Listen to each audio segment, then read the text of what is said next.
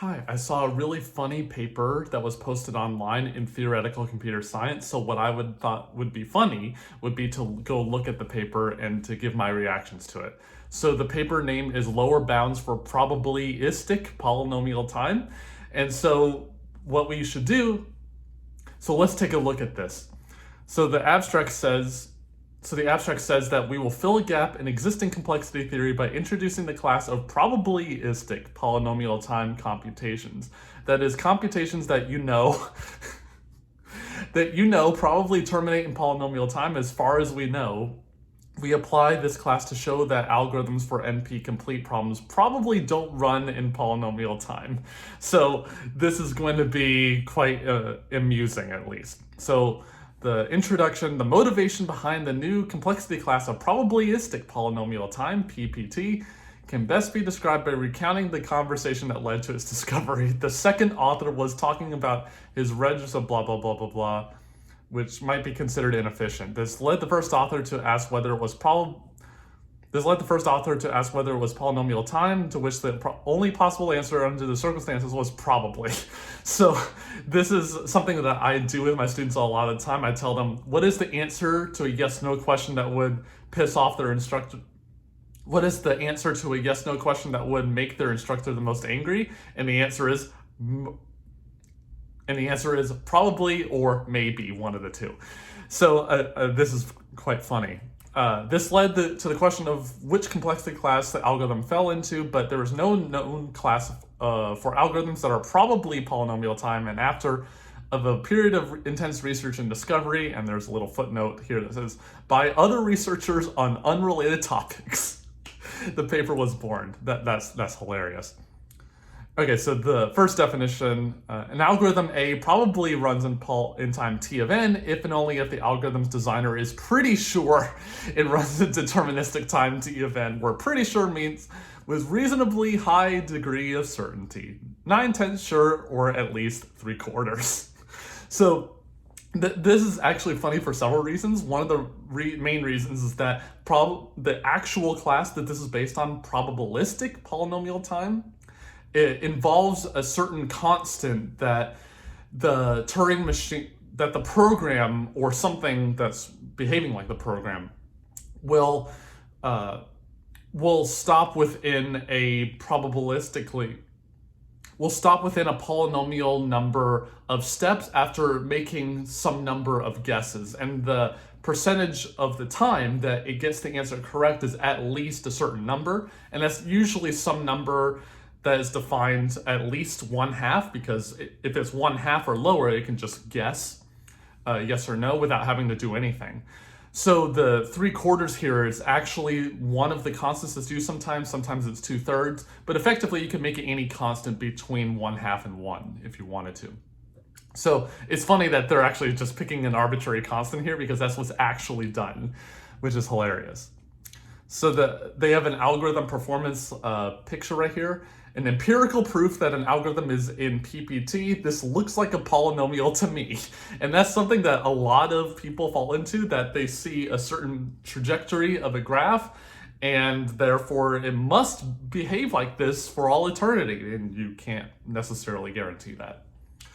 We define probabilistic polynomial time to be the class of languages that have an algorithm that probably runs in time p of n for some polynomial p, and probably in probabilistic polynomial time to be the class of languages that probably have an algorithm that runs in polynomial time. That's wonderful.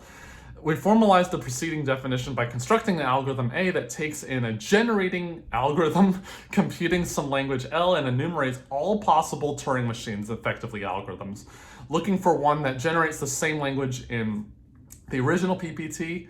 It looks like PowerPoint to me. Language L is generated by the machine is in the triple PT if it probably runs in finite time on the input. And the results show that the two sets of languages are the same.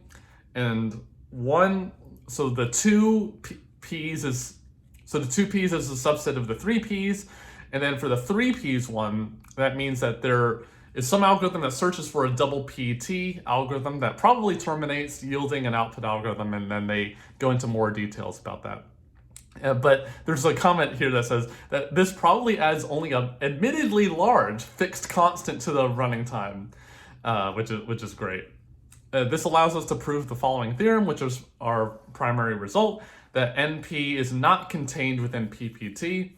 It is widely agreed among researchers that SAT, for instance, probably does not have a polytime algorithm, that SAT is not in triple PT, and then therefore is not in double PT by the preceding lemma, which is definitely shown to be true. So this is what is sometimes called proof by intimidation, that there are these really experienced researchers that have worked for so long on this particular problem that therefore, since they couldn't solve it, therefore there is no polynomial time algorithm for them, which is obviously not the case. We consider this theorem to provide a formal basis for claiming a priori that any algorithm for SAT will probably not run in polynomial time. A similar line of reasoning, in fact, demonstrates that SAT is in probabilistic exponential time, which we consider to be a major step forward in resolving the fundamental lower bound questions involving NP problems. So one of the actual things that is done in complexity theory is we have a certain problem that we want to solve, and we have an upper bound for how fast an algorithm can be, but we also want to know what is a lower bound for how long must a correct algorithm possibly take at least in order to solve the problem.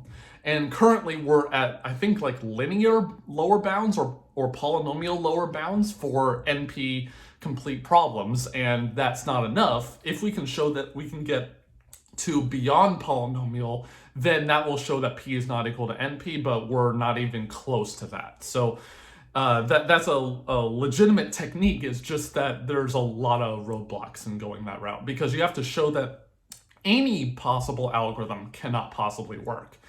Whereas if we just show one algorithm that works, then we can analyze its runtime in the worst case. But it could be that there's a faster one that goes, but it could be that there's a faster one, in which case it could drop to polynomial time. But if we show that the lower bound is beyond polynomial time, then we don't need to investigate whether there is a polytime algorithm after that.